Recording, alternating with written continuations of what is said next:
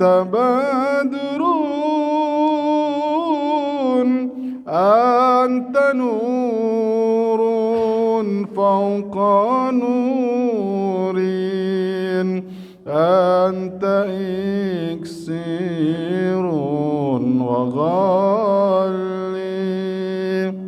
أنت مصباح الصدور. Mari sallallahu Muhammad sallallahu alaihi wasallam sallallahu ala Muhammad sallallahu alaihi wasallam. Ya Habibi ya Muhammad ya arusal khafiqaini ya Habibi ya Muhammad ya arusal khafiqaini ya muayyad ya mumajjad ya imam al-qiblataini. Mari Allahu ala Muhammad sallallahu alaihi wasallam sallallahu ala Muhammad sallallahu alaihi wasallam. Allahumma salli wa sallim wa barik alaihi. Assalamualaikum warahmatullahi wabarakatuh. Innal hamdalillah salatan wa salaman li Rasulillah Muhammad bin Abdullah wa ala alihi wa sahbihi wa mawalah wa man tabi'ahu bi ihsanin ila yaumil qiyamah. Amma ba'du. Ashhadu an la ilaha illallah wahdahu la syarika lah wa ashhadu anna sayyidana Muhammadan abduhu wa rasuluh. Allahumma fasalli ala sayyidina Muhammadin wa ala alihi wa sahbihi wa sallim. Allahumma aftah lana bi futuhil arifin. Allahumma aftah lana bi futuhil arifin. Walhamdulillahi rabbil alamin. Bapak-bapak jamaah pengajian Masjid Al-Amin salat subuh berjamaah yang mudah-mudahan pada kesempatan yang berbahagia ini yang hadir di sini kita termasuk orang-orang berharap kepada Allah, yaitu orang-orang yang selalu dipilih. Kita berusaha untuk mendapatkan cintanya Allah dan ridhonya Allah. Mudah-mudahan Allah pun ridho kepada kita. Kepada para dewan asatid, para dewan kiai, Kiai Haji Ustaz Enceh Burhan, Kiai Haji Abi Halim, Al-Habib Amir Azamatkan, Kiai Haji Ustaz Enceh Burhanuddin, mudah-mudahan Kiai Haji Baisuni, mudah-mudahan beliau guru-guru kita yang mulia oleh Allah selalu istiqamah, selalu sehat, dipanjangkan umur, diangkatkan derajat setinggi-tingginya, amin ya Allah ya rabbal alamin. Juga kepada ketua DKM beserta jajarannya yang mudah-mudahan selalu ada dalam bimbingan dan ridhonya Allah Subhanahu wa taala. Maka di sini kitabnya, kitab Ihya Ulumuddin jilid 2 yang menyusun adalah Al-Imam Ghazali, karangan kitab yang masuk sebetulnya ratusan kitab. Jadi Imam Ghazali itu ada dalam kitab Ihya Ulumuddin, ketika ada ulama-ulama yang silaturahmi ke rumah beliau, ke majelis ilmu beliau, itu sampai pengen tahu berapa jumlah banyak kitab Imam Ghazali. Dikatakan, wahai Imam Ghazali, aku ini kelelahan, sudah berkilo-kilo mengelilingi lemari tempat yang dari jarak aku melangkah itu dikatakan sampai ada 5 kilo, itu semuanya kitab-kitab karangan Imam Ghazali. Banyak enggak? Itu tamu sampai capek. Saking banyaknya karangan kitab Imam Ghazali. Sekelas Syekh Nawawi At-Tanar Al-Bantani itu sampai 150 kitab.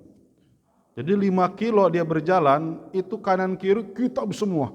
Masya Allah. Jangan sampai. Tapi Imam Ghazali belum pernah nyalahin orang lain. Tapi hari ini baru hafal 10 hadis, Masya Allah. Kayak mufti gayanya. Nah, jadi luar biasa. Mudah-mudahan keberkahan dan daripada karomah para mu'alif, mudah-mudahan kita mendapatkannya. Amin ya Allah ya Rabbal alamin.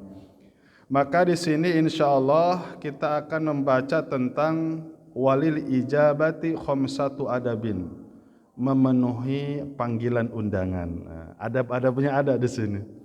Memenuhi panggilan undangan baik walimatul arus, walimatul khitan atau kawan-kawan kita yang ngajak makan, itu ada 5, namun tidak semuanya karena satunya memang lumayan agak panjang. Yang pertama daripada baginda Rasulullah sallallahu alaihi wasallam, ingat ini bagi para tamu, wala tukallifu lidhaif, masyaallah, fatabghaduhu fa innahu min abghadid dhaif faqad abghadallah wa man abghadallah abghadahullah. La tukallifu lidhaif, awas ini bagi para tamu, jangan sekali-kali membebani tuan rumah. Awas nih ya, kita ngaji belajar.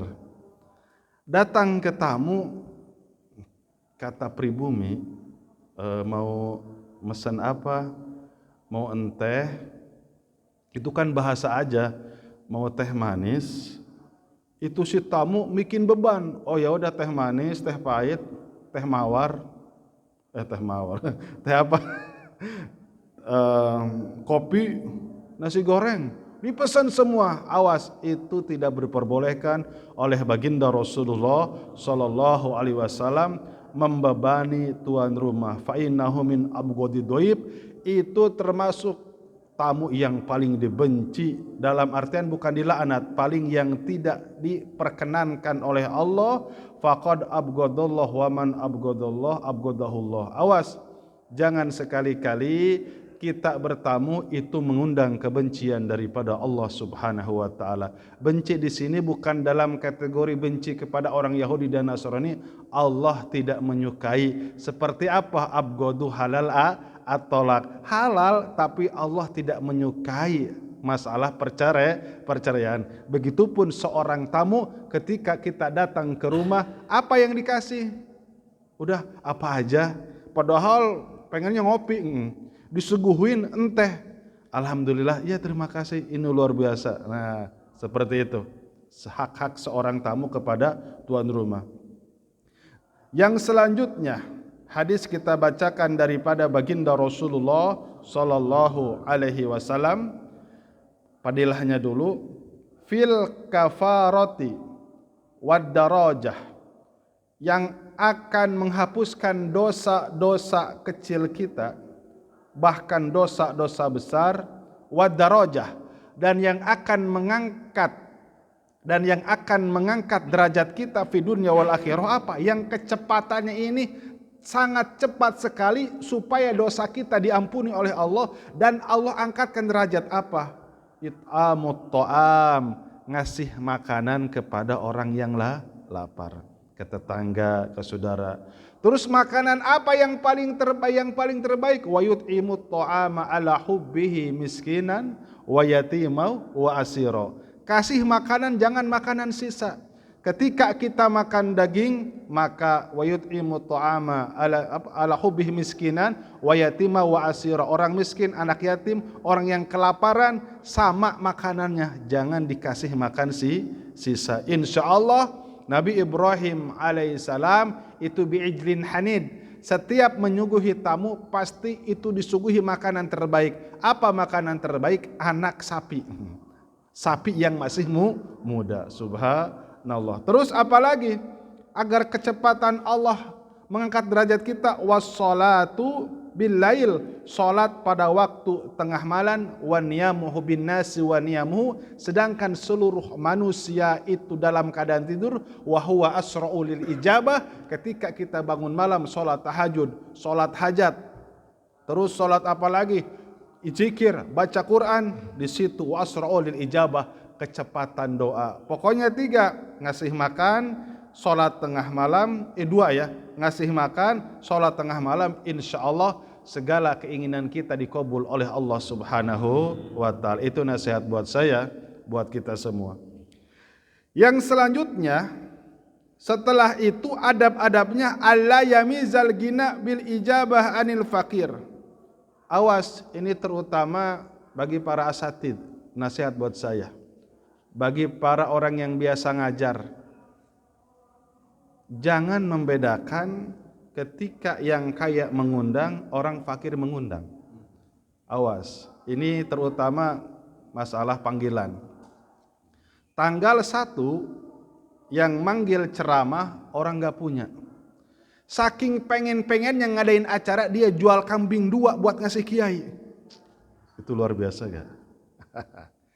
Tanggal 8 yang manggil orang kaya. Punya angkot 30 contoh lah. Punya angkot banyak, orang kaya. Nah, penyakit, awas nih. Penyakit, ujian, godaan kepada para pendakwah panggung maksudnya. Langsung dia telepon orang yang fakir di tanggal 1. Aduh, mohon maaf. Awas nih. Tanggal 1 kebetulan barengan jadwal. Padahal nggak ada. Mohon maaf, tanggal 1 barengan. Contoh begini, pagi jam 7 yang manggil orang fakir. Nah, malamnya, awas nih, malamnya yang manggil orang kaya.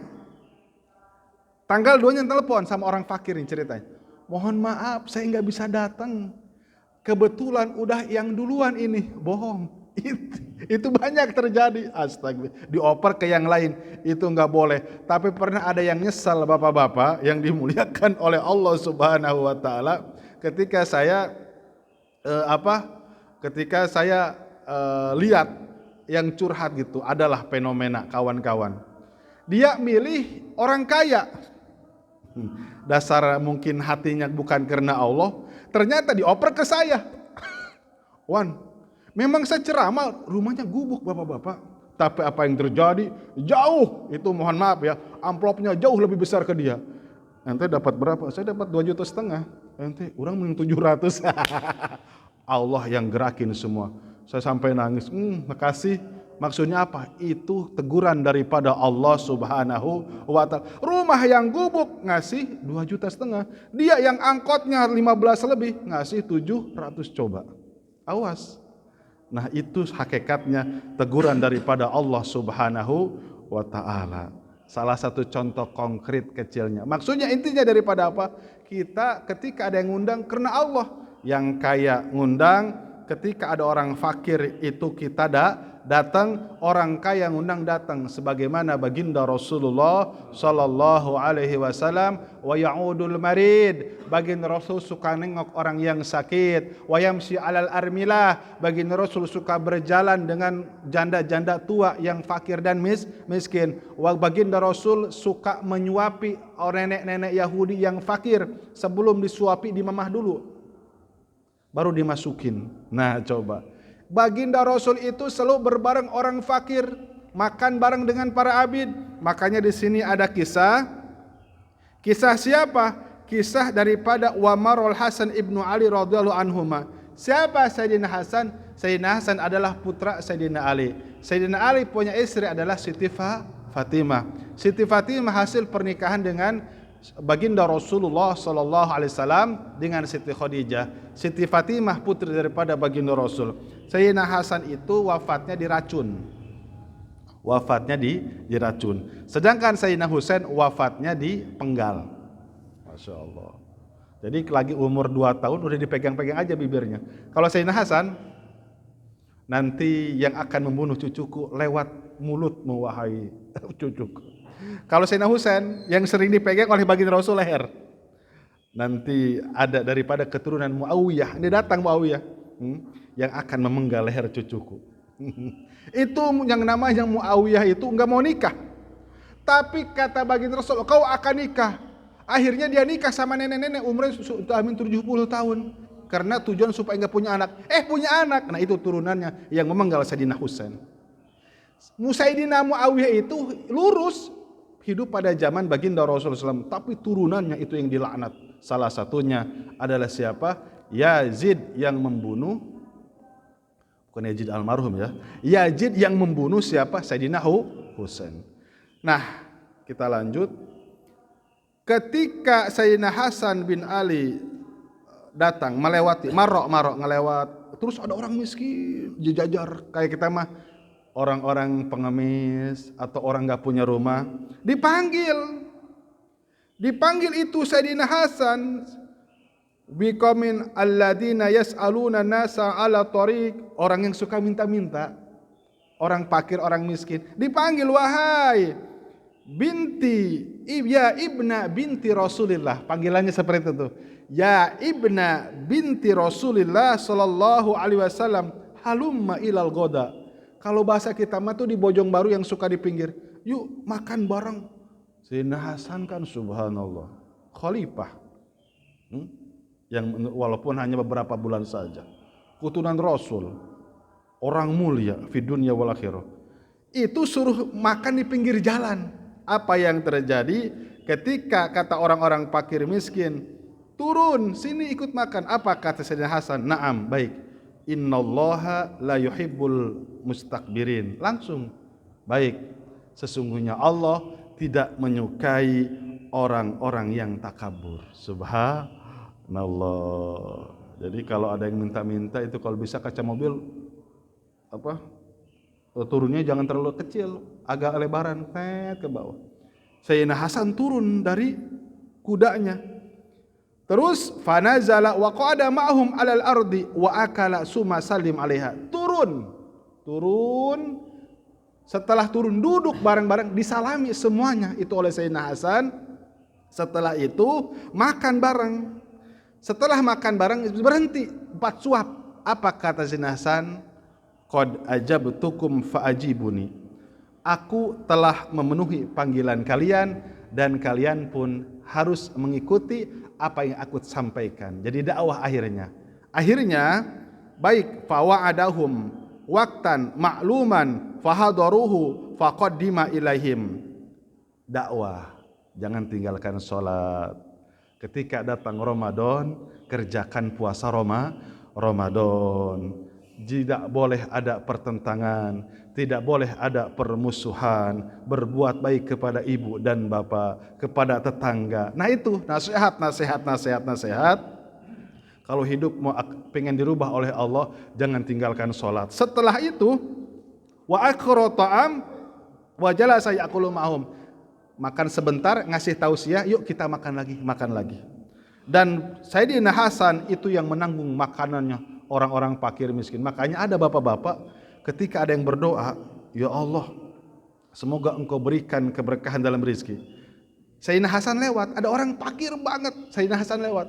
Kata Sayyidina Hasan, hari ini Allah takdirkan aku menjadi orang miskin dan kamu hari ini menjadi orang kaya.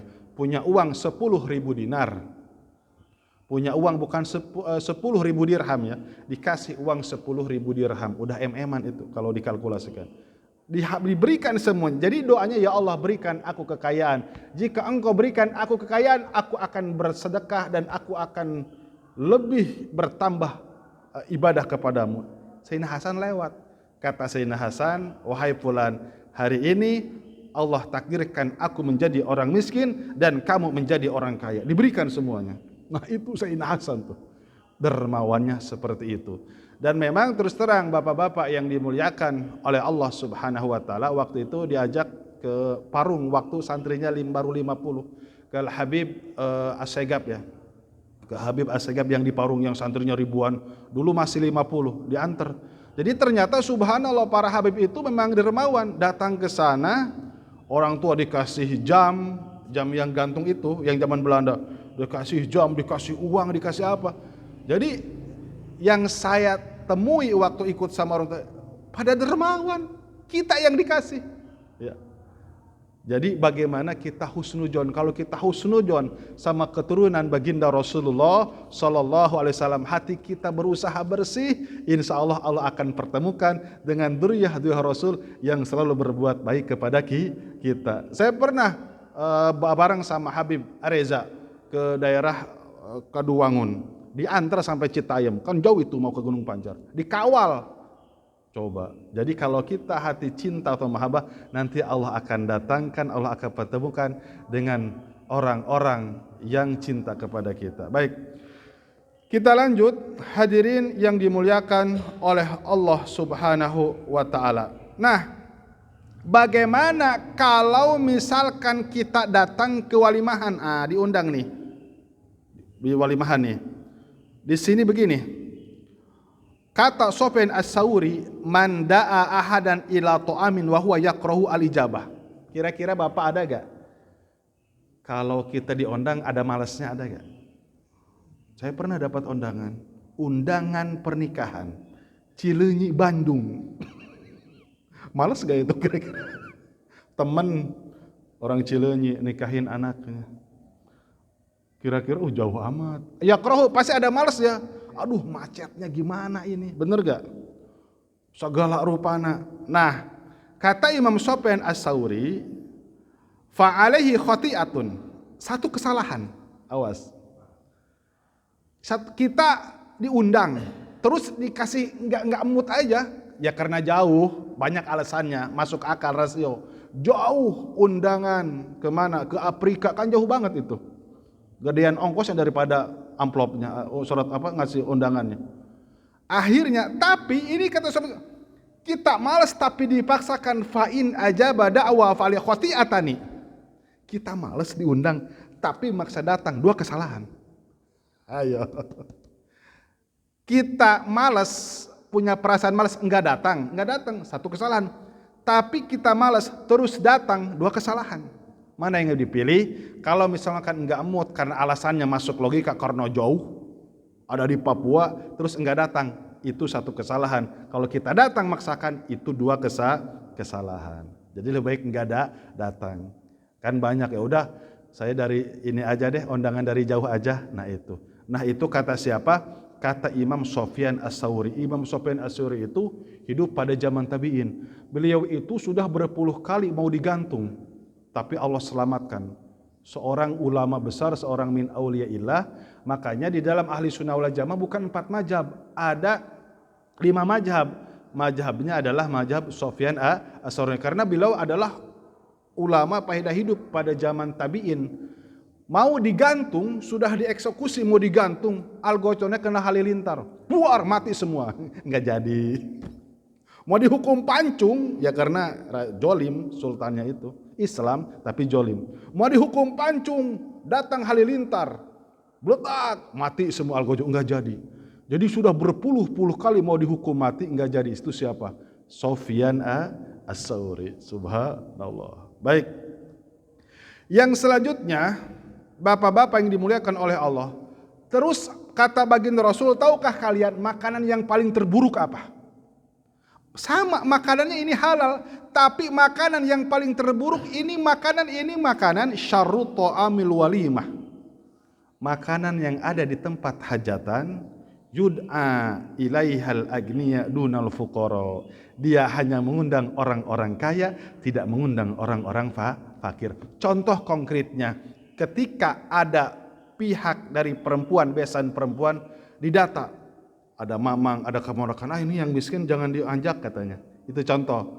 Ini yang kebetulan yang diundang saudara-saudara dari istri atau saudara-saudara dari suami, itu yang kaya-kaya, yang kurang beruntung dalam ekonomi enggak diundang.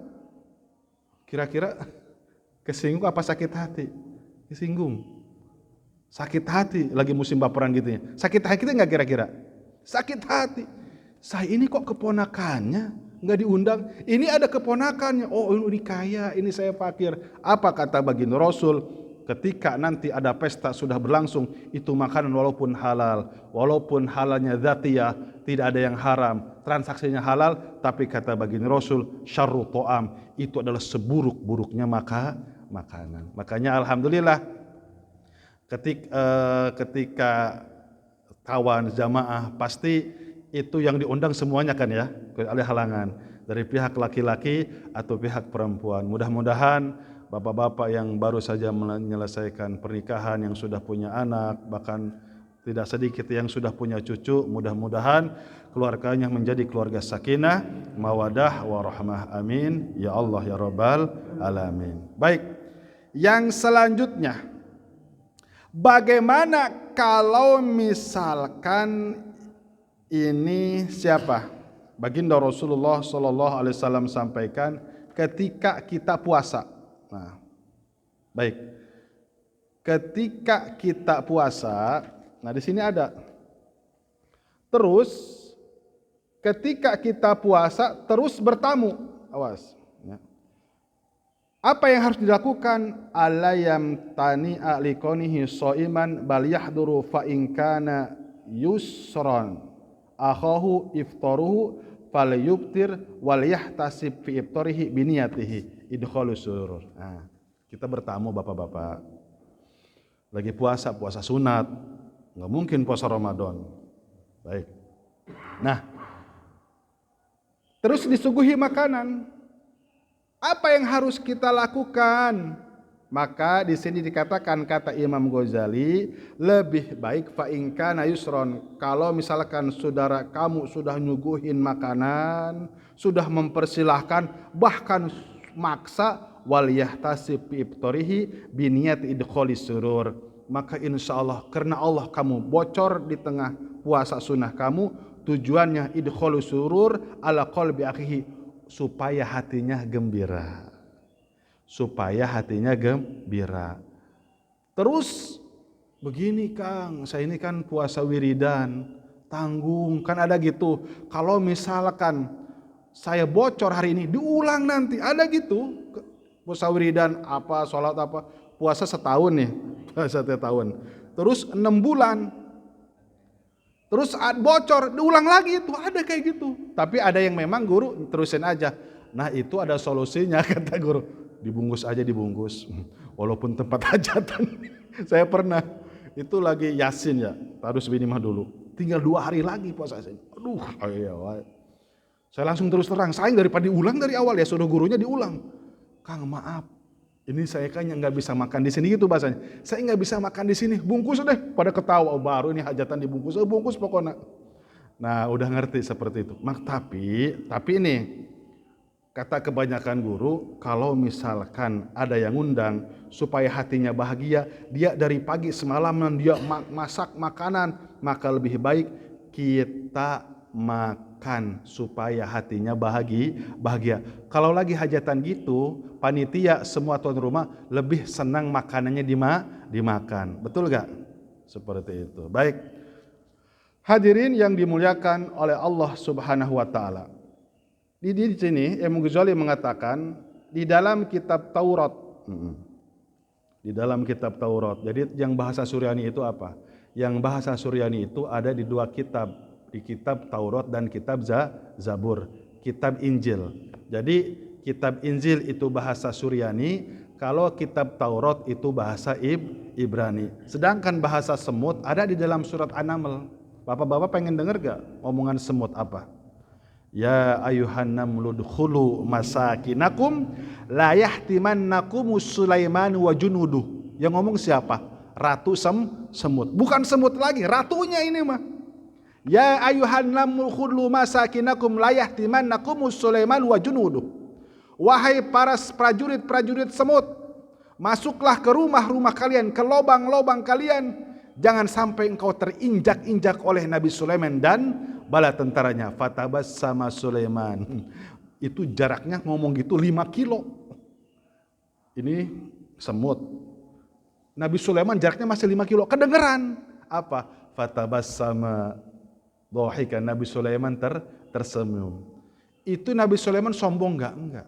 Anishkur. Apa Nabi Sulaiman? Hadza min fadli Rabbi. Ini adalah semuanya anugerah daripada Tuhanku. Baik.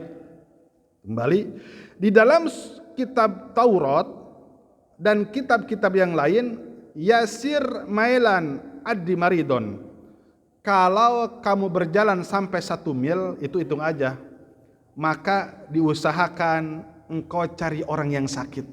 Engkau tengok. Wah, sekarang banyak rumah sakit ya. Sunahnya dalam kitab-kitab hadis yang lain, kalau kita berjalan sampai 1 mil, cari rumah sakit atau puskesmas, itu sunahnya tengok, mau yang kenal yang enggak kenal, kita nengok orang yang sakit. Itu pahala. Terus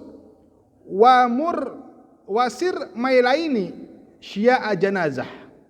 Kalau engkau berjalan sampai 2 mil, hitung aja 1 mil berapa, cari orang yang meninggal. Ada orang meninggal 2 mil nih. Ada orang meninggal gak di sini kamu? Oh, ada. Pokoknya yang kalau ada yang innalillahi wa inna ilaihi rajiun, itu ada yang meninggal, cari, nyolatin, ngantar ke makam. Itu sunahnya, pahala besar. 1 mil nyari orang yang sakit, kita tengok. Berjalan kita melangkah 2 mil, nyari orang yang meninggal, kita sholatin, kita antar ke kuburan. Wasalasatu amwayalin. Kalau kita berjalan 3 mil, ajib da'watasir. Nyari orang yang meninggal. Ajib da'watasir, maka penuhilah orang yang mengundang kita. Makanya ini terus terang ya, bukan kontradiktif. Ketika ada yang ngundang kita, yang ngundang berarti kan kita dibutuhkan, betul gak? Saya pernah khotbah kemana? Khotbah Idul Fitri ke Batam. Ya. Khotbah. Nah, karena ngundang. Kalau misalkan Kang Ridwan bisa gak jadi makmum? Dengar aja di Batam, datang enggak. Banyak mesti di Bogor. Karena ini ngundang khutbah. Ya Allah, jauh amat ya. Ya udah enggak, karena ondang suruh khutbah. Di mana? Di Batam. Di Sekupang waktu itu. Tahun 2016. Sono ke Batam. 2 hari, 3 hari. Ya Allah ya Karim. Itu sudah sampai 3 mil. Kalau diundang kemana? Walaupun ke negara ulun, kalau khusus ngundang kita, khusus nih, bukan walimah, ngundang supaya ngomong, supaya apa, tugas kantor, memang harus datang. Terus apa lagi? Allahumma sholli alaihi. Sir arba'ata amyalin zur akhafillah, subhanallah. Ketika engkau berjalan sudah sampai 4 mil, maka berkunjunglah kepada saudara-saudara yang sedarah ataupun saudara-saudara sesama muslim. Maka ketika kita berangkat haji atau berangkat umroh, itu sudah lebih daripada 4 mil, itu semuanya saudara-saudara kita yang ada di Tanah Haram, yang ada di Makkatul Mukarramah, yang ada di Madinatul Munawwarah, yang sudah pasti itu adalah orang-orang yang beriman. Jadi semakin sejauh kita berjalan, maka asal kebaikan, semakin itu langkah-langkah akan dihitung oleh Allah Subhanahu wa taala. Baik, yang selanjutnya satu lagi, ini banyak sekali ya, Masya Allah. Yang selanjutnya, bapak-bapak yang dimuliakan oleh Allah Subhanahu wa taala, la tajibu illa da'wata man yara annaka. Baik. Jangan sekali-kali engkau mendatangi undangan kecuali undangan dari orang yara annaka ukilat rizqaka wa annahu salim ilaika wadi'atan kanat laka indahu. Jadi begini, kalau kalian diundang oleh seseorang, biasanya gimana Pak? Kalau bapak-bapak misalkan bertamu, terus makan nasi. Biasanya tuan rumah, selain hajat ya, selain acara, karena kan itu sibuk. Ini khusus. Kira-kira suka ditemenin nggak? Temenin ya. Nah, di sini ada. Maka man yaro annaka ukilat rizqaka wa annahu sallim ilaika wadi'atan kanat laka indahu wa yara lakal fadl alaihi fi qabuli tilka. Pertama, kita diusahakan datanglah kepada tuan rumah, pertama kita datang. Nah itu tuh. Terus yang kedua, itu si tuan rumah ketika minta doa kepada kita, kita doakan, mendoa. Ya, jadi kalau dulu itu, kalau ada tamu, suruh doa kita. Sebab apa? Dakwatul musafir. Ini saya heran waktu mondok di Cianjur. Ya santri baru kan, saya baru lulus aliyah. Ke Pak Kiai Haji Ade Zakaria di Gasol, datang. Suruh, saya masih pakai celana, pakai kemeja. Akang doa. Saya diam aja. Pak Kiai aja. Dikedipin sama asisten. Doa kita. Kan dulu belum banyak apalah doa ya. Robik firli wali 10 kali diulang-ulang. Robik firli wali daya. Grogi. Karena ini ulama besar ini yang diajarkan 15 pan. Itu ternyata mempraktekkan hadis daripada baginda Rasulullah Sallallahu Alaihi Wasallam. Datanglah ke sebuah tempat, ke seorang ketika seseorang tuan rumah itu meminta doa kepada setiap tamunya. Itu pribumi yang terbaik ternyata. Mau siapapun itu. Ternyata bukan kita aja. Setiap yang datang ada supir truk, itu luar biasa wali kata saya. Supir truk habis nganterin material bangun, suruh turun. Kang turun, doa dulu, doa. Abdi tetang ngadoa cenah. Ngadoa we cenah roban atina. Ngadoa. Masya Allah, berarti ada baru ketemu ini hadisnya. Ternyata tuan rumah yang baik itu siapapun tamunya itu suruh berdoa kepada Allah. Mana ada ini ulama, orang soleh. Sehingga kalau dia berjalan, orang pada salaman, hampir satu kampung ngaju ke dia. Ada orang mabok. Orang mabok. Lucu astagfirullahaladzim. Orang mabok, lapar, minta doa sama ustazah. Itu kejadian tahun 85. Dikasih makan, doain ya. Yang mabok suruh doain. Itu deh, doain ini supaya istiqomah, supaya husnul khotimah. Itu bertamu, tapi kan tukang mabok, masa dipinta doa juga? Lupa lagi, di doa itu nangis. Setelah itu dia enggak mabok lagi, rajin sholat. Itu cara luar biasa. Nah terus yang selanjutnya, ketika kita diundang, harus tuan rumah ketika makan bareng-bareng, benar ya? Kan ada bapak-bapak, ada kalau misalkan di sebuah tempat kita makan ditinggalin sama tuan rumah, itu ada adatnya. Tapi di sini kalau seorang tamu lagi makan, sunahnya tuan rumah yang menemani. Terus apa lagi? Ketika kita bertamu, itu si tuan rumah harus mengantar. Harus mengantar sekurang-kurangnya sampai keluar halaman. Nah itu adab-adabnya. Datang kita dimintain doa, terus makan kita makan bareng, terus pas keluar itu kita mengantar sampai halaman. Kecuali yang meriksa meteran listrik ya jangan itu mah. Aya tamu, orang tukang meteran listrik lain lagi itu mah. Gitu. Tapi kalau yang bagus nggak apa-apa, masuk dulu Nah baik. Nah itu cara seperti tuan rumah yang baik, bertamu yang baik. Terus ketika kita bertamu, awas nih ada. Balik kanan bapak-bapak, jangan membelakangi dulu. Itu aurat, jangan gini. Atau lukisannya bagus, oke, jangan itu, nggak boleh. Balik begini. Assalamualaikum, waalaikumsalam. Kalau yang menjawab laki-laki balik kanan. Nah, tapi yang menjawabnya perempuan, waalaikumsalam. Teh bapaknya ada nggak? Oh kebetulan suami saya udah meninggal. Oh, Baru 2 bulan. Waduh, setahu saya ini umurnya baru 20 tahun. Jangan balik kanan. Wah, janda nih. Jangan, bahaya itu. Belum beres idah. Oh baik, Masya Allah, saya ucapkan belasungkawa. Innalillahi wa inna ilaihi rojiun. Mudah-mudahan keluarga yang ditinggalkan diberi ketabahan gitu.